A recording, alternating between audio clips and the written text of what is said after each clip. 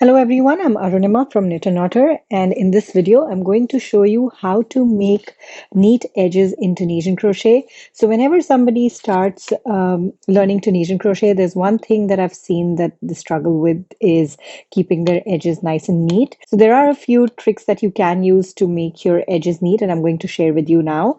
Uh, let's begin with this edge.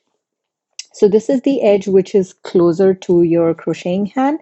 And if you see here, there is these V's that line up, and it's almost like a chain, but to make sure that they are of even tension. So whenever we begin a row in Tunisian crochet, this is the loop on the hook that counts as the first stitch. So this will become the edge stitch, and we need to make sure that this is the same tension as the rest. I'm going to begin by telling you what usually happens. So this is a swatch of simple stitches, and that's what I'm going to use for this tutorial. So you make a few simple stitches.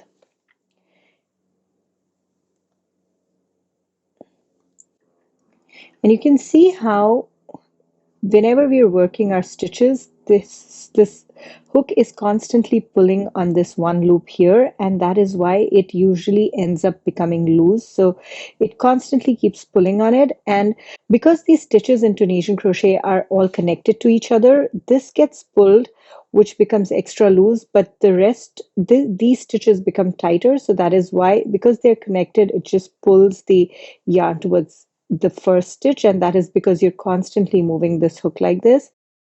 So one thing that you can do at this point when you have like a few stitches on your hook is when you can pull them up like this, and that sort of evens the yarn out in all the stitches and makes them all the same height. But you would normally be working with more than just a few stitches, so this won't always work. So the next thing that you can do is you can use a stitch marker and take, so I have 4 loops on the hook. I'm going to take the first 3 and I'm going to put a stitch marker there. I'm going to remove all of these from the hook, and I'm going to put this one stitch without the marker back on. So I've saved these 3 loops here, and I'm going to continue making the rest of my row as I normally would. And here I am completing the return pass up until the point where the stitch marker is there. So now that I have this, I'm going to remove this return pass yarn. I'm going to pull these 3 stitches back onto the hook. And I'm going to bring the return pass yarn back as well. I'm going to remove the stitch marker now, and I'm going to now complete the return pass. So what this does is that we are now making, so in this case, the 4th stitch as the first stitch that keeps getting pulled on, and that saves this first stitch at the same height that it was originally when we put that on when we put it on the hook. So the height of this doesn't change, and even if this one gets a little loose, that's okay. As I said, these all are connected. When you make the next row, you won't even notice the difference in this. It's usually the first stitch which gets noticed the most because it's the edge stitch. So if you can move those out of the way and then complete the rest of the row and then pull these back on, that will help significantly with keeping this edge straight. So that's for this edge. Now let's talk about the other one. So I'm going to go ahead and make simple stitches all the way until 1 stitch before the edge stitch. So here I am. So the place where we have to make our edge stitch is always on top of the edge stitch of the previous row. So here in the previous row, here is the edge stitch, and if you turn this sideways, you'll see that every edge stitch has a V, an upside down V. So here this, and for the last row, it's this and this right here. So you have to pick up both of these, and that's where you'll make your edge stitch. So insert your hook and pick up both of those and yarn over, pull through. So that is where you make your edge stitch, and that when you pull up this loop, just make sure it's the same height as the rest.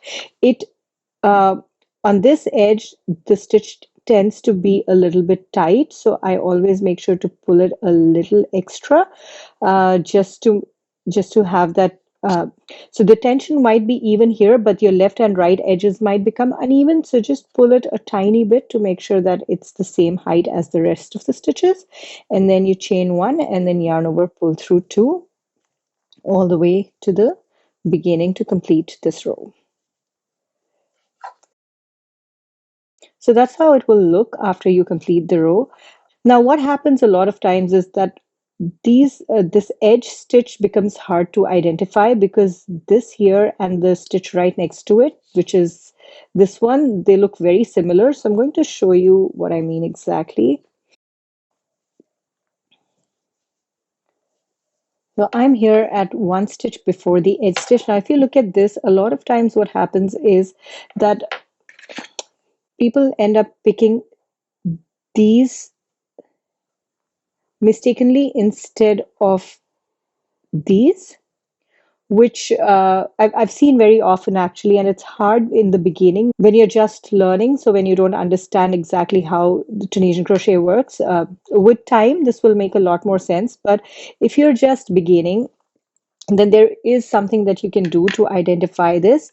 So when you're making your swatch, you will start with the foundation row, so this will be easy to find in the foundation row.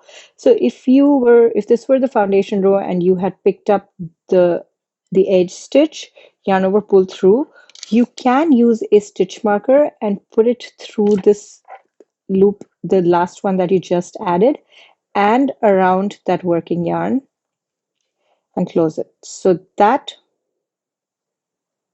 is how it looks. And you yarn over, chain one, and then yarn over, pull through two. So this is how it is. And if you see that here, this is exactly where you need to insert your hook next time you're trying to make an edge stitch. So I'm going to show you how it works. So I'm making simple stitches until one stitch before the edge.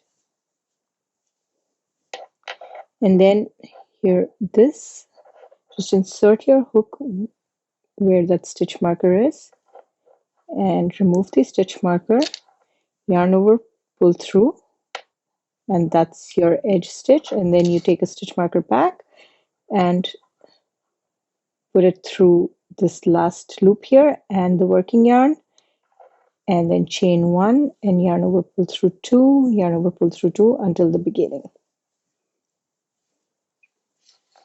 So here we go. This is how it is, and you can keep using the stitch marker for as long as you want. After practice, after a lot of practice, and once you understand Tunisian crochet better and how these stitches work, then it will be easy to identify the edge stitch, and you can then work without a stitch marker if you want to, but use the stitch marker for as long as you need to, and you should be able to get these neat edges. So on this side, it is about keeping the tension even, and this side is about finding the right place to insert your hook. Those are the most common issues I've found that people who are new to Tunisian crochet have, and hopefully this was helpful. And if you have any questions about this, feel free to reach out to me, and I will be happy to help you.